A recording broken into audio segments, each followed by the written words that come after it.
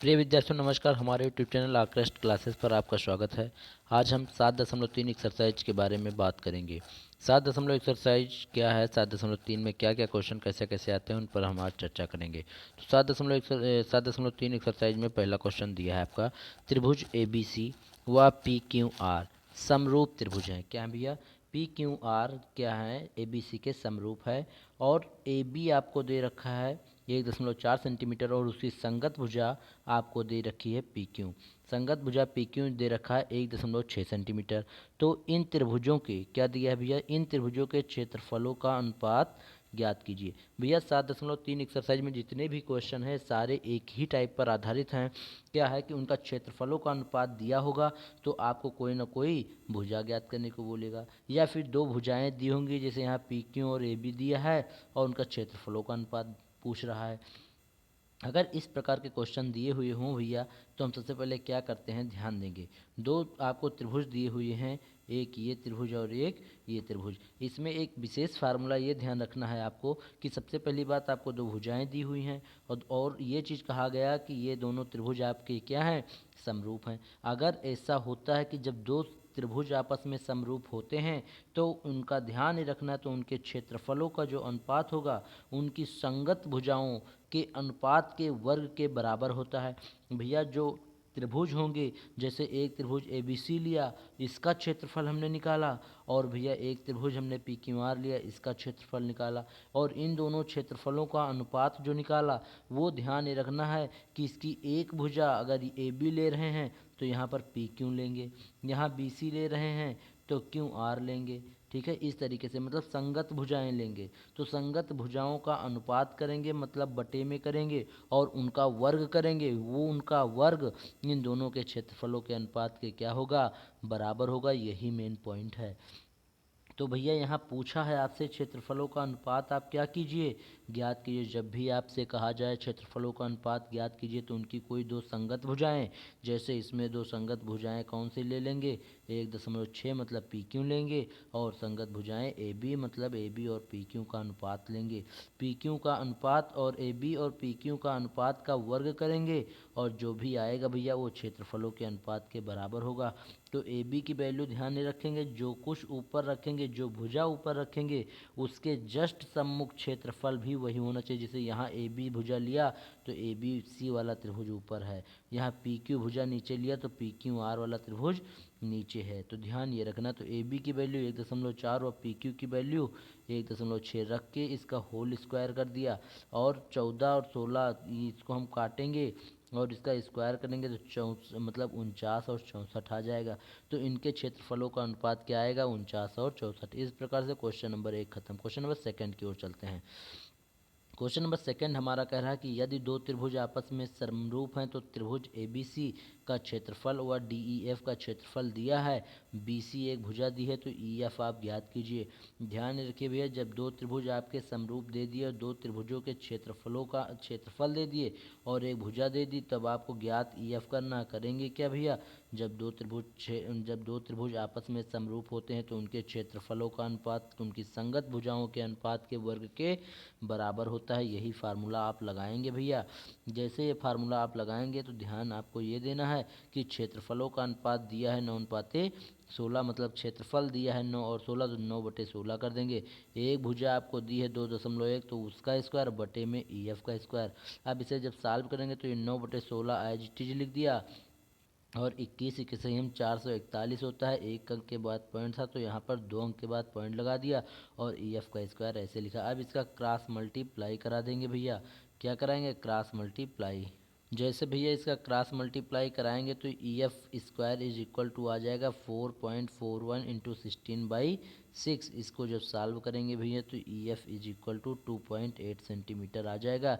इस प्रकार से ई एफ की वैल्यू कितनी आ गई भैया, ई एफ की वैल्यू आपकी आ गई 2.8 सेंटीमीटर। इस प्रकार से क्वेश्चन नंबर सेकंड भी खत्म। अब चलते हैं क्वेश्चन नंबर थर्ड की ओर।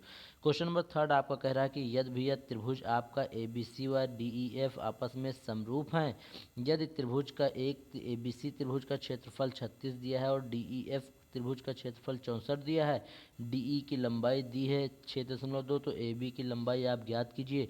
कोई दिक्कत नहीं भैया। जब भी आपको दो त्रिभुज समरूप कहे और क्षेत्रफल उनके दिए हो और एक कोई भुजा दी हो, तो आपको दूसरी भुजा ज्ञात करने के लिए करना क्या है, दोनों त्रिभुजों के क्षेत्रफलों का अनुपात बराबर उनकी संगत भुजाओं के अनुपात के वर्ग के बराबर होता है। यही फार्मूला लगा दीजिए और इस फार्मूले को लगाकर आप सॉल्व करिए। जैसे आप क्रॉस मल्टीप्लाई करवा के सॉल्व करेंगे, आपको ए बी की वैल्यू जो आएगी भैया, यहाँ पर आप क्रॉस मल्टीप्लाई करा सकते हो, तो ए बी की वैल्यू 4.65 सेंटीमीटर आ जाएगी। कितनी आ जाएगी? 4.65 सेंटीमीटर। यही आपकी ए बी की वैल्यू आएगी। इस प्रकार से क्वेश्चन नंबर 3 भी खत्म। अब क्वेश्चन नंबर 4 की ओर चलते हैं। क्वेश्चन नंबर 4 भैया कह रहा है कि यदि दो त्रिभुज आपस में समरूप हैं, एक त्रिभुज का क्षेत्रफल इतना, दूसरे त्रिभुज का क्षेत्रफल इतना, एक भुजा दी है, दूसरी भुजा ज्ञात कीजिए। कोई दिक्कत नहीं भाई, सेम टू सेम पहले दूसरे और तीसरे की तरह ही है। तो इसमें भी दो त्रिभुजों का अनुपात दिया है, एक भुजा दी है, ई एफ का मान आपको ज्ञात करना। कोई दिक्कत नहीं। अगर दो त्रिभुज आपस में समरूप होते हैं तो उनकी संगत भुजाओं के अनुपात का वर्ग उनके क्षेत्रफलों के अनुपात के बराबर होता है। यही फार्मूला आप लगाएंगे और इसे सॉल्व करेंगे। जैसे इसे सॉल्व करेंगे भैया, तैसे ही आपका ई एफ की वैल्यू 2.875 सेंटीमीटर आ जाएगी। कितनी भैया? 2.875 सेंटीमीटर आपकी क्या हो जाएगी? ई एफ की वैल्यू आएगी। ई एफ की वैल्यू आएगी। इस प्रकार से क्वेश्चन नंबर 4 भी खत्म। अब चलते हैं क्वेश्चन नंबर 5 की ओर। क्वेश्चन नंबर 5 आपका कह रहा है कि दो समरूप त्रिभुजों के क्षेत्रफलों में क्रमशः इतने व इतने सेंटीमीटर स्क्वायर हैं, उनकी संगत ऊंचाइयों का अनुपात ज्ञात करो, उनकी संगत माध्यिकाओं का भी अनुपात ज्ञात करो। देखिए, आपको ध्यान ये रखना कि जब भी दो त्रिभुज दिए हुए हों और संगत माध्यिकाओं की बात करें भैया, तो ये चीज़ ये ध्यान देना होता है कि जो माध्यिका होती है वही भैया क्या होती है, उसकी ऊंचाई होती है। माध्यिका ही उसकी ऊंचाई होती है। लेकिन इन्होंने कंफ्यूज करने के लिए ऊंचाई अलग ज्ञात करने को कहा हमसे और माध्यिका अलग ज्ञात करने को कहा। हम करेंगे क्या, इसकी माध्यिका अलग मानेंगे और ऊंचाई अलग मानेंगे और सॉल्व करेंगे। लेकिन ध्यान ये रखना भैया कि जो भी आपके फाइनल सॉल्यूशन ऊंचाई वाला आएगा, वही आपका माध्यिका वाला भी आएगा। मतलब माध्यिका और ऊंचाई वाली बात हमेशा आपस में बराबर आएगी। और जब बराबर आएगी, इसका मतलब ये हुआ कि माध्यिका और ऊंचाई हमेशा दोनों त्रिभुजों में क्या होते हैं, सेम चीज़ होते हैं। तो हमें सिद्ध करना है क्या भैया, दो चीज़ अलग अलग लाना है। एक तो दो त्रिभुज आपको समरूप दे रखा है, दोनों त्रिभुजों का क्षेत्रफल दे रखा है, और भैया आपको ए एल और डी एम इनकी ऊंचाई मान लिए कि ए एल और डी एम इन दोनों त्रिभुजों की क्या है, ऊंचाई। जब दो त्रिभुज सर्वांगसम होते हैं तो उनके क्षेत्रफलों का अनुपात संगत भुजाओं के अनुपात के वर्ग के बराबर होता है। तो ये संगत भुजाएं ए एल व ए डी एम ले लिया और इनका स्क्वायर के बराबर कर दिया भैया। जब हमने ऐसा किया तो भैया सॉल्व करने पर आपका A L upon D M जो आया 9.9/7 आ गया। मतलब 9:7 आपका ए एल और डी एम का अनुपात आ गया। अब भैया जब ए एल और डी एम को हमने माना था क्या, ए एल और डी एम को हमने माध्यिका नहीं माना था। क्या माना था भैया, कि ये माना था कि ये माध्यिका नहीं बल्कि क्या है, लंब है। ठीक है, क्या माना था, लंब माना था कि ए एल और डी एम इनकी ऊंचाई है या लंब है। तो इनकी अनुपात जो आया 9:7 आ गया।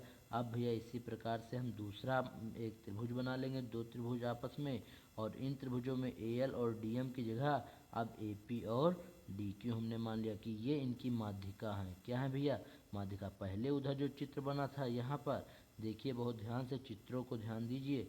ये जो चित्र बना था, यहाँ ए एल और डी एम ऊंचाई माना था, लेकिन यहाँ पर ए पी और डी क्यू हमने मान लिया है कि ये माध्यिकाएं हैं। तो भैया यहाँ पर भी सेम टू सेम वही लगाएंगे कि दो त्रिभुज आपस में जब समरूप होते हैं तो उनकी संगत भुजाओं का क्षेत्रफल, मतलब उनकी संगत भुजाओं के क्षेत्रफल का वर्ग, संगत भुजाओं के अनुपात का वर्ग उनकी संगत त्रिभुजों के क्षेत्रफलों के अनुपात के बराबर होता है। वही सेम टू चीज़ सेम यहाँ भी लगाएंगे और सॉल्व करेंगे। और जैसे भी है इसे हम सॉल्व करेंगे, देखेंगे कि जो ए पी और डी क्यू का अनुपात आया वो भी कितना आ गया भैया, 9:7। ये भी कितना आ गया भैया, 9:7। देखिए यहाँ पर माना था ऊंचाई का अनुपात भी कितना आया, 9:7। और वहाँ लंब माना था भैया क्या, लंब माना था उसका, या फिर लंब ये कह सकते हैं, या फिर ऊंचाई, या फिर जो भी वहाँ पर माना गया उसको भी, वो भी हमारा आया था 9:7। देखिए ऊंचाई भी 9:7 है और लंब जिसको माना वो भी 9:7 है, मतलब ये दोनों चीज़ 9:7 आया, सेम ही था। वहाँ केवल कंफ्यूज करने के लिए अलग अलग दिया गया था। अब क्वेश्चन नंबर 6 की ओर चलते हैं। क्वेश्चन नंबर 6 हमारा कह रहा है कि यदि त्रिभुज दो आपके क्या हैं, ए बी सी व डी ई एफ क्या है, समरूप हैं, बी सी और ई एफ की वैल्यू आपको दी है 3 और 4 हैं, एक त्रिभुज का क्षेत्रफल दिया 54 है, तो दूसरा त्रिभुज का क्षेत्रफल ज्ञात करने को कह दिया गया। सेम वही फार्मूला आप यूज करोगे जो अभी आप तक लगाते चले आए हो। तो ए बी सी आपके डी एफ के क्या है, समरूप है। त्रिभुज B C A B C में बी सी आपको दिया है और डी ई एफ में ई एफ आपको 4 दिया है। एक त्रिभुज का क्षेत्रफल 54 दिया है, दूसरे त्रिभुज का क्षेत्रफल आपको ज्ञात करना। जब दो त्रिभुज भैया समरूप होते हैं तो आपको मैंने कई बार बता रखा है कि भैया दो त्रिभुजों के क्षेत्रफलों का अनुपात उनकी संगत भुजाओं के अनुपात के वर्ग के बराबर होता है। यहाँ पर जो भी चीज़ें दी हुई है सारी चीज़ें हमने पुट कर दी, पुट करके सॉल्व किया भैया, तब आपका जो डी ई एफ का क्षेत्रफल आया वो 96 सेंटीमीटर स्क्वायर हो गया। कितना, 96 सेंटीमीटर स्क्वायर। यही आपका फाइनल सॉल्यूशन हुआ। इस प्रकार से क्वेश्चन नंबर 6 भी आपका खत्म हुआ। अब हम चलते हैं क्वेश्चन नंबर 7 की ओर। दो समद्विबाहु त्रिभुजों के शीर्ष कोण समान है। भैया दो समद्विबाहु त्रिभुज हैं जिनके शीर्ष कोण मतलब ऊपर के कोण, जैसे ये दो हैं तो इसमें शीर्ष कोण का मतलब ये वाला कोण, ऊपर का कोण क्या है, समान है, तथा उनके क्षेत्रफलों का अनुपात कितना दिया है, 36:25 है। तब उनकी संगत ऊंचाइयों का अनुपात, मतलब ये चीज़ बीच का अनुपात आपको क्या करना है, ज्ञात करना है। क्वेश्चन नंबर 7 देखेंगे कैसे सॉल्व करते हैं। तो भैया दो त्रिभुजों में आपको ए बी बराबर ए सी दिया है, मतलब ये चीज़ इसको बराबर, क्योंकि समद्विबाहु त्रिभुज है तो कोई दो भुजाएं आपस में बराबर होना जरूरी है। डी ई एफ में आपको डी ई बराबर डी एफ दिया है, मतलब डी ई बराबर डी एफ के दिए, दोनों भुजाएं आपस में क्या हैं, बराबर हैं। और दिया है कोण ए बराबर कोण डी, मतलब ये वाला कोण इस वाले कोण के बराबर है। इसका मतलब ये हुआ भैया कि अब हम करेंगे क्या, दो त्रिभुजों के क्षेत्रफलों का अनुपात उनकी संगत भुजाओं के अनुपात के वर्ग के बराबर होता है। मैंने वही लगा दिया। लगाने पर चूंकि ए बी बराबर ए सी है, तो ए बी बराबर जब ए सी दिया हुआ है आपको, तो ये चीज़ आप लिख सकते हो, ए बी बराबर ए सी है तो आप लिख सकते हो ए बी बटे ए सी बराबर है, क्योंकि एक के नीचे कुछ नहीं, तो 1/1 मानोगे, क्रॉस मल्टीप्लाई कराओगे तो ए बी बराबर ए सी ही तो आएगा। इसका मतलब ए बी बराबर ए सी को इस तरह लिख सकते हैं। तथा इसी प्रकार डी ई बराबर डी एफ दिया, जब डी ई बराबर डी एफ आपको दिया है तो आपको डी ई और अपॉन में डी एफ लिख सकते हो, D E upon D F बराबर 1 लिख सकते हो। यही चीज़ आगे आपका किया गया है। तो यही भैया क्या किया गया, यही ध्यान से देखेंगे, यहाँ पर यही किया गया, D E upon D F is equal to 1 हो गया। अब यहाँ पर चूंकि आपको दोनों इक्वेशन में वन, राइट साइड दोनों साइड 1 था, तो इसका मतलब लेफ्ट साइड हम बराबर कर सकते हैं, मतलब D E upon D F को हम ए बी अपॉन ए सी के रूप में लिख सकते हैं।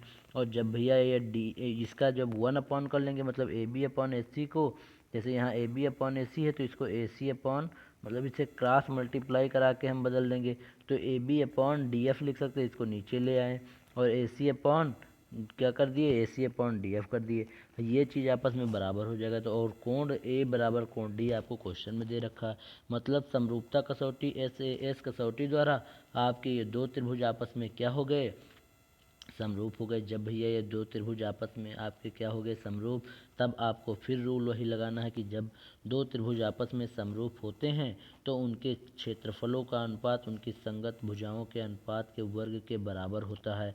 तो यहाँ क्षेत्रफलों का अनुपात ये रख दिया हमने, और जो भुजाएं हैं उनकी अनुपात, उनकी वैल्यू हमें उन्हीं का तो अनुपात हमें निकालना है। तो इधर A L upon D M का होल स्क्वायर लिख सकते हैं, क्या लिख सकते हैं, A L upon D M का होल स्क्वायर लिख सकते हैं। और इसका होल स्क्वायर बराबर आप लिखोगे क्या, 36/25 जो ये लिखा है इसको लिख सकते हो 6/5 का होल स्क्वायर। भैया इस स्क्वायर से ये स्क्वायर क्या होगा, कैंसिल आउट, तो A L upon D M बचेगा बराबर 6/5 बचेगा। तो A L upon D M is equal to 6/5, और यही अनुपात आपको ए एल और डी एम का आपको क्या करना था, ज्ञात करना था। तो यहाँ पर ए एल अपॉन या अनुपात D M is equal to 6/5, यही आपको सॉल्यूशन लेकर उठाना था। इस प्रकार से क्वेश्चन नंबर 7 भी आपका ख़त्म हुआ। अगले वीडियो लेक्चर में हम क्वेश्चन नंबर 8 से और आगे के सारे क्वेश्चन करेंगे। यहीं पर इस वीडियो को विराम देते हैं। Thanks for watching this video.